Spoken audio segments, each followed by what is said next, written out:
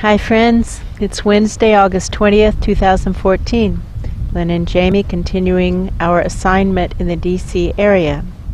We're in roughly the same area we were in yesterday. There are some correctional facilities through the woods that we have the view of today. They're right in front of us. There are corporate office buildings behind us, and around the corner there's this very interesting unmarked building surrounded by high fencing with barbed wire around it and some pretty serious security guards at the gates. A lot of the vehicles inside the fencing are unmarked rental vehicles. It's interesting. It's an interesting building. That's there. Corporate offices behind us. Prisons in front of us. It's a perfect place for angelically guided, multidimensional energy healing for soul purpose. So our intention today is to go upstairs, if we're allowed, that is our request, and learn what there is to be learned and be of service, however we can be of service, to trigger the awakening whose time has come. Now we begin. Seeing what looks like a ladder, like a rope ladder, dropping down. Yes, let's go up. Let's go up. There we go. And it looks like we're in one of the smaller, it's not conference room, but like one of the smaller meeting rooms. There's a whiteboard. Yeah. And I see the professor. I love him so much. It's a small meeting. There's only a few people here. Yeah. I see the professor and I see the NGO guy. The professor is writing on the whiteboard. He's like drawing, it looks like a diagram.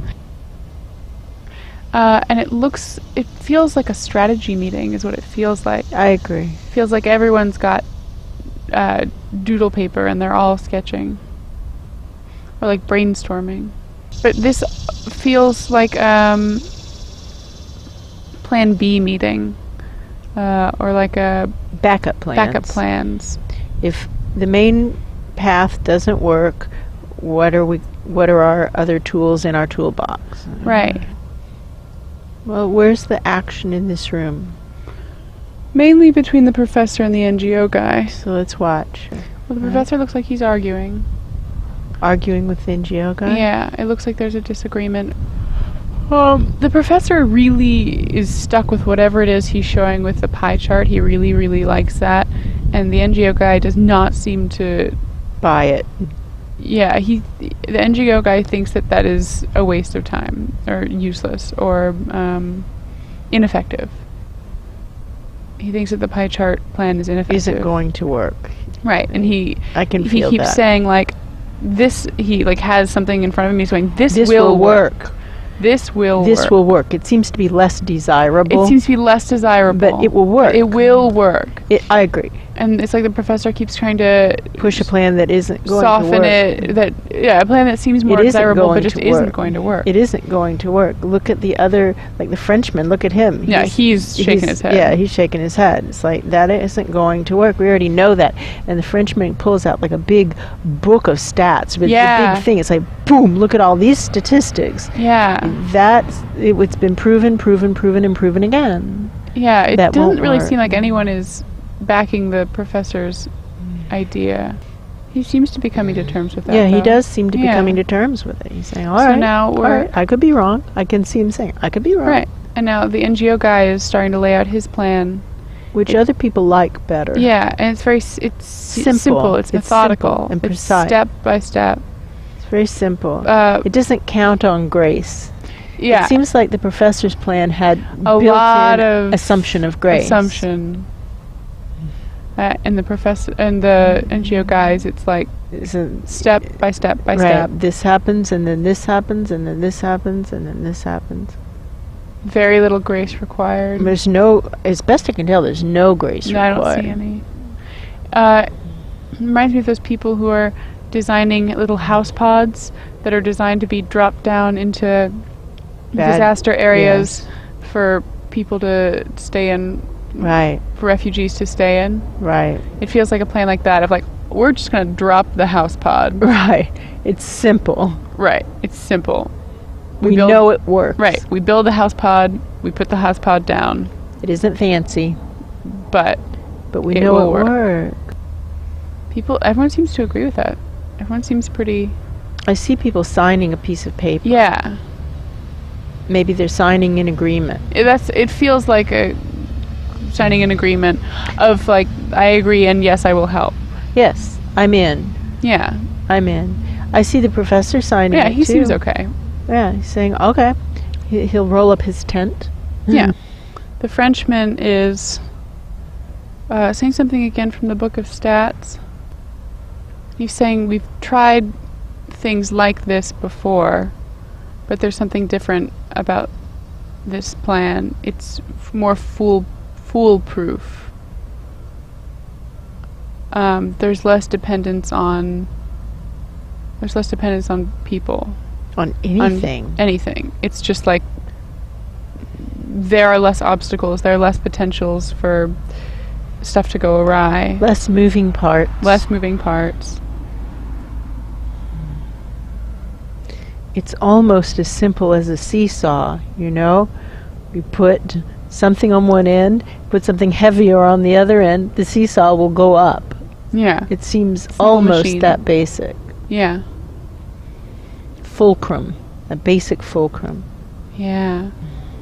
The issue is, I could have it wrong, but it's something as simple as how to raise the vibration. And so he's saying just a simple fulcrum. You see? You put something heavier on the other end, and then the vibration goes up. That is true. How to raise the vibration? Put something heavier on the other end. Boom. I see him demonstrating it. Yeah.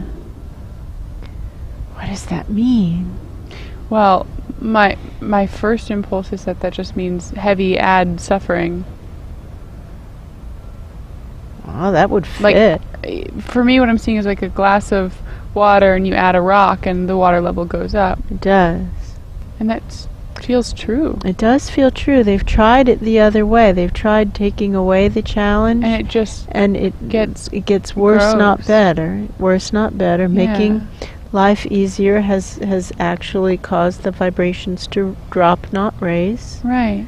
Because this story begins that challenge is bad.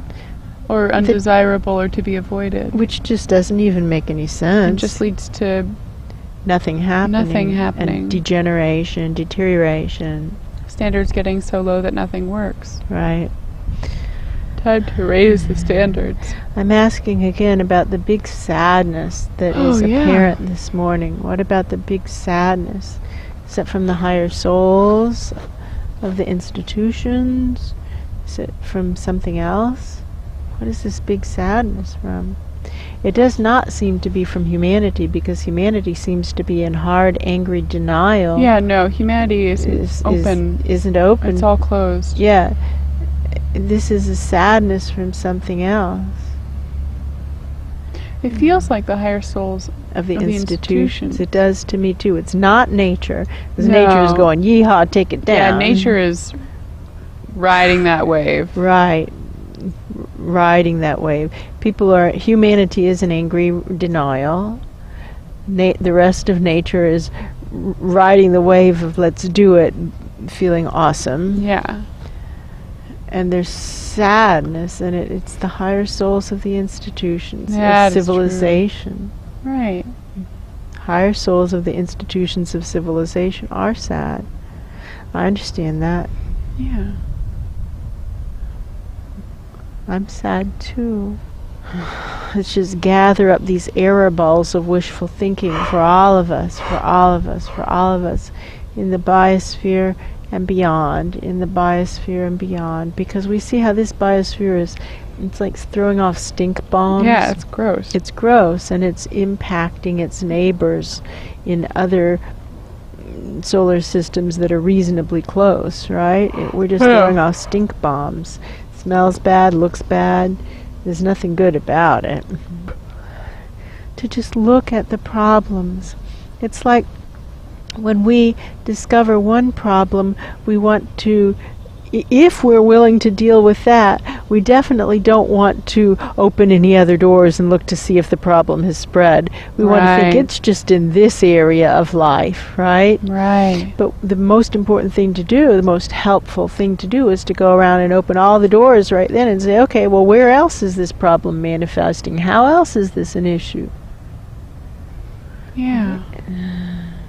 Rather than pretending that, oh, I noticed the problem here. Thank God that's the only place it is. Right, right. At least it's contained. At least it's contained. Really? Is it contained? Are you sure? Yeah. Are you sure? Have you checked? That's what they're saying to the professor. Have you checked?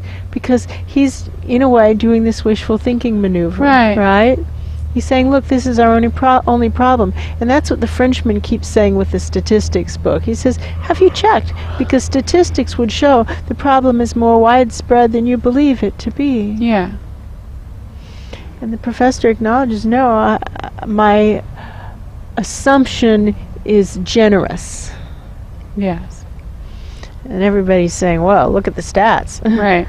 They don't support that line of thinking. Not the time for generous assumption. No. Let's assume bare bones, no frills, no support, just hard concrete floor, hard metal shelving. No frills. No frills. Absolute no frills. Well, if you assume no frills, then the Frenchman's model is far superior. The NGO guy's model is far superior.